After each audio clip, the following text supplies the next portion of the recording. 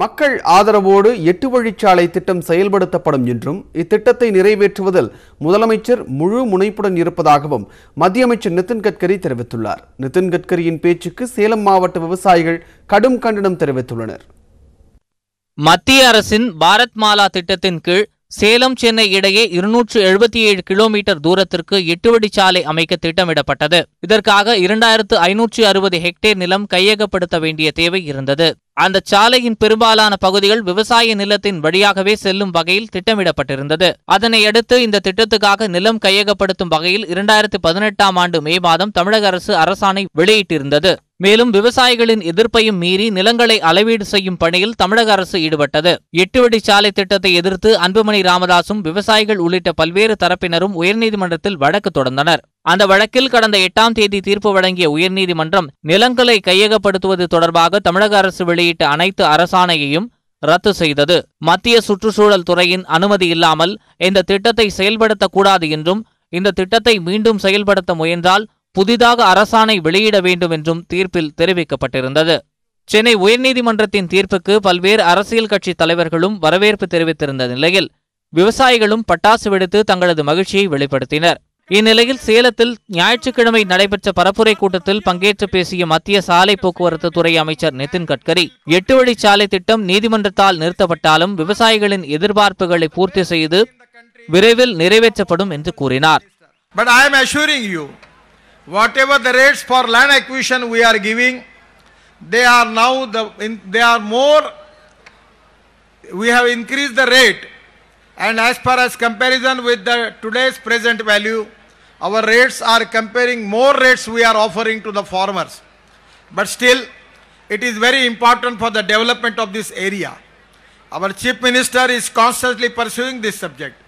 But I am expecting that in due course of time, with the discussion with the farmers, we will resolve the issues and we will fulfill your dream of making of green express highway between Chennai and Salem. விவசாயிகளுக்கு உரிய இழப்பீடு வழங்கப்படும். முன்பு வழங்கப்பட்ட இழப்பீட்டுத் தொகை விட தற்போது மிக அதிகமான இழப்பீட்டுத் தொகையை வழங்குகிறோம். இப்பகுதிக்கு இந்த திட்டம் மிகவும் முக்கியமானது. அதனாலேயே முதலமைச்சர் தனி கவனம் செலுத்துகிறார். விவசாயிகளுடன் ஆலோசித்து அவர்களின் கோரிக்கைகளை நிறைவேற்றிய பிறகு பசுமை வழிச்சாலை திட்டம் செயல்படுத்தப்படும். நிதின் கட்கரியின் இந்த கருத்து 8 வழிச்சாலை திட்டத்தை எதிர்த்த விவசாயிகளிடையே கொந்தளிப்பை ஏற்படுத்தியுள்ளது. இந்த திட்டத்திற்கு எதிராக வழக்கு தொடர்ந்த பாட்டாளி மக்கள் கட்சியின் நிறுவனர் ராமதாஸ் இருந்த மேடையிலேயே நிதின் கட்கரி இவ்வாறு பேசியதை குறிப்பிட்ட விவசாயிகள் அமைச்சரின் பேச்சுக்கு ராமதாஸ் எதிர்ப்பு தெரிவிக்காததற்கு கண்டனம் தெரிவித்தனர். 8 வழிச்சாலை நிறைவேற்ற சொல்றது மிக கடுமையாக ஆட்சேபிக்கிறோம். நாங்க சொல்றதெல்லாம் காதலியா வாங்கிக்கல, வாங்கட்டு போறாங்க. உயர்நீதிமன்றம் சொல்றதை அதை வாங்குறாரா, மனசுல வாங்குறாரா, காதல வாங்கிக்கிறாரா?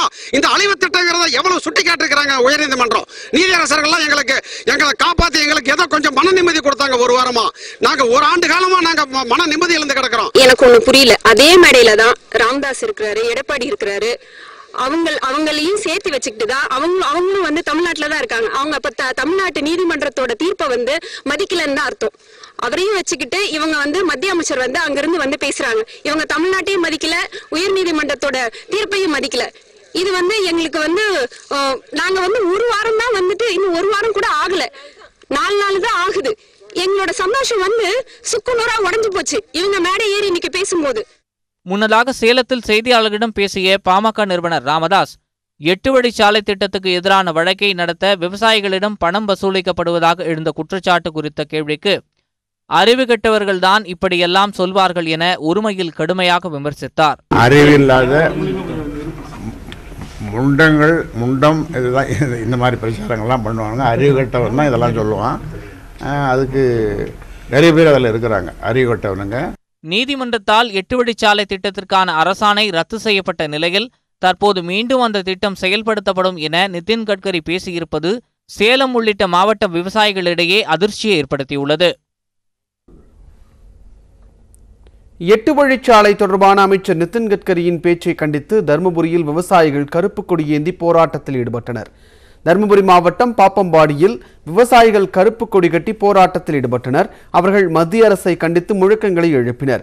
அப்போது அதிமுக பாஜகவுக்கு வாக்களிக்க வேண்டாம் என வலியுறுத்தி துண்டு பிரசுரங்கள் விநியோகம் செய்த விவசாயி பழனியப்பன் என்பவரை போலீசார் கைது செய்தனர். இதற்கு விவசாயிகள் எதிர்ப்பு தெரிவிக்கவே அவர் விடுவிக்கப்பட்டார்.